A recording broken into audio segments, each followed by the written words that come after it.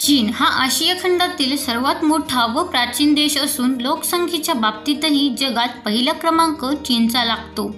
चीनचे पूर्ण नाव people's Republic of China आहे. हा पूर्व आशियामध्ये स्थित असून राजधानी बीजिंग आहे. चीनच्या मँचुरिया, इनर मंगोलिया, सिक्यांग, उईगुरू, तैवान व तिबेट या विभागांस मिळून बाह्य चीन किंवा महाचीन व बाकीच्या प्रदेशास मुख्य चीन असे संबोधण्याची परंपरा आहे. राजकीयदृष्ट्या तैवान व्यतिरिक्त सर्व विभाग चिनी प्रजासत्ताकात समाविष्ट आहेत. तथापि तैवान आपलाच एक भाग असल्याचे चीन मानतो. 1949 पासून तैवान हा चीनपासून विभक्त होऊन स्वतंत्र देश म्हणून ओळखला जाऊ लागला. चीनचे क्षेत्रफळ 78,60,58,000 किलोमीटर आहे. चीनच्या उत्तरेस मंगोलिया प्रजासत्ताक व रशिया, ईशान्येस रशिया व उत्तर कोरिया, पूर्वेस पीत व पूर्व चिनी समुद्र, दक्षिणेस दक्षिण चिनी समुद्र, उत्तर व्हिएतनाम, लाओस, ब्रह्मदेश, भारत, भूतान, नेपाळ व पश्चिमेस भारत, अफगाणिस्तान व रशिया हे देश आहेत. चीनचे समुद्र आणि पश्चिम पॅसिफिक यांदरम्यान Kuril, Japan, Ryukyu, Taiwan, Philippines या बेटांची रांग आहे. या देशात सामान्यतः मोसमी हवामान आढळते. मात्र देशाचा विस्तार फार मोठा असल्याने या हवामानाचे स्वरूप सर्वत्र अगदी सारखे नाही. चीनचा बराचसा प्रदेश कर्कवृत्ताच्या उत्तरेस असल्याने तेथे समशीतोष्ण मोसमी हवामान आढळते, तर कर्कवृत्ताच्या दक्षिणेस म्हणजेच दक्षिण चीनमध्ये उष्ण मोसमी हवामान असते. उत्तर चीनमध्ये तापमान व उत्तर मंचुरियात ते -18°C असते. या भागात हिवाळा प्रदीर्घ व कडक असतो. जानेवारी महिन्यात पूर्व किनाऱ्यावर पिकिंग 5.6°C, शांघाय 3.3°C व हाँगकाँग फेब्रुवारी 14.5°C असे तापमान आढळते. चीनलिंग पर्वताच्या दक्षिणेस तापमान 0°C पेक्षा अधिक असते, कारण उत्तरेकडून येणाऱ्या थंड वाऱ्यांना या पर्वताचा अडथळा होतो. खनिज संपत्तीच्या बाबतीत चीनजवळ कोळसा व कच्चे लोखंड यांचे भरपूर साठे आहेत. कथील, शिसे, मॅग्नीज, बॉक्साईट, अँटिमनी व टंगस्टन इत्यादी धातूंचेही आणि पेट्रोलचे साठे, परंतु त्या मानाने तांबे आधुनिक औद्योगिकरणाच्या गरजांना अपुरे असावे असा अंदाज आहे. अणुशस्त्रासाठी व वीज उत्पादनासाठी युरेनियमचा साठाही भरपूर असावा असा अंदाज आहे. सोने फार नाही, पण चांदीचा साठा पुरेसा असावा. जलविद्युत उत्पादनात पुष्कळच वाढ करता येणे शक्य आहे. मिठाचे उत्पादन मोठ्या प्रमाणावर होते. चीनी संस्कृती ही जगातील सर्वात प्राचीन संस्कृतींपैकी एक आहे. त्याचा 4000 वर्षांपूर्वीचा लिखित इतिहास आहे. विविध प्रकारचे ऐतिहासिक व सांस्कृतिक ग्रंथ आणि प्राचीन संस्कृतीचे अवशेष येथे सापडले आहेत. जगातील इतर राष्ट्रांप्रमाणे चिनी राष्ट्र देखील आपल्या विकासादरम्यान आदिम समाज, गुलाम समाज व सरंजामशाही समाजाच्या कालखंडातून गेले. गरजांना अपुरे असावे असा अंदाज आहे. अणुशस्त्रांसाठी व वीज उत्पादनासाठी युरेनियमचा साठाही भरपूर असावा असा अंदाज आहे. सोने फार नाही, पण चांदीचा साठा पुरेसा असावा. जलविद्युत उत्पादनात पुष्कळच वाढ करता येणे शक्य आहे. मिठाचे उत्पादन मोठ्या प्रमाणावर होते. चीनी संस्कृती ही जगातील सर्वात प्राचीन संस्कृतीपैकी एक आहे. त्याचा 4000 वर्षांपूर्वीचा लिखित इतिहास आहे. विविध प्रकारचे ऐतिहासिक आणि सांस्कृतिक ग्रंथ आणि प्राचीन संस्कृतीचे अवशेष येथे सापडले आहेत. जगातील इतर राष्ट्रांप्रमाणेच चीनी राष्ट्र देखील आपल्या विकासादरम्यान आदिम समाज, गुलाम समाज व सरंजामशाही समाजाच्या कालखंडातून गेली. प्राचीन काळी चीनी रेशमी कापड भारतात प्रसिद्ध होते. महाभारतात सभापर्व, कीतज आणि पट्टज कापडाचा चीनच्या संबंधात उल्लेख आहे.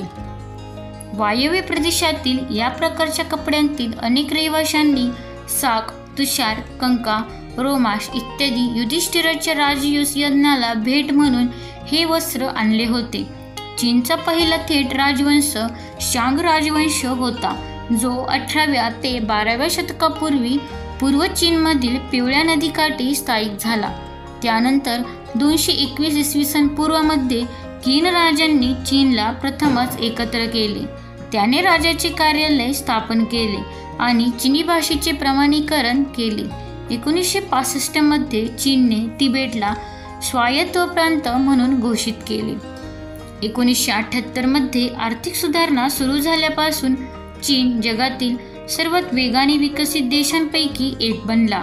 कम्युनिस्ट पक्षाने सुधारणावादी वृत्ती स्वीकारली आणि पाश्चात्य तंत्रज्ञान आणि व्यवस्थापन कौशल्यांवर भर दिला.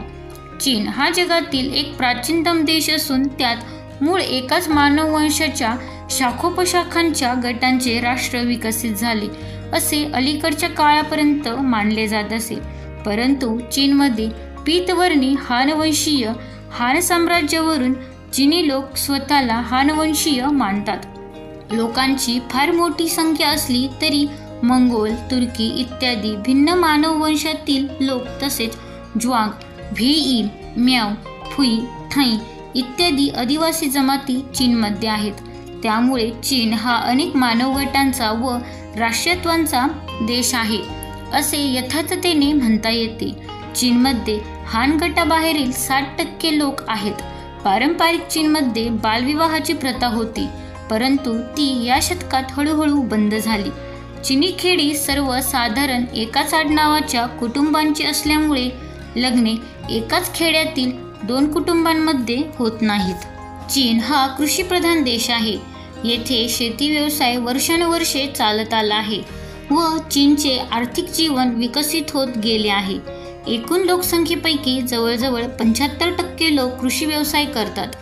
जमीन सुपीक असल्याने गहू व तांदूळ ही मुख्य पिके व चहा, सोयाबीन, भाजीपाला, तंबाखू, भुईमूग, कापूस यांसारखी इतर पिके समाधानकारक असत. चीनमधील पुरातन उद्योग धंदे कलाकुसरीची कामे करणारे कारागीर घरगुती पद्धतीने चालवित. दरबारासाठी किंवा श्रीमंत उमराव कुटुंबांना वापरण्यासाठी लागणाऱ्या चैनीच्या वस्तू कारागीर तयार करीत.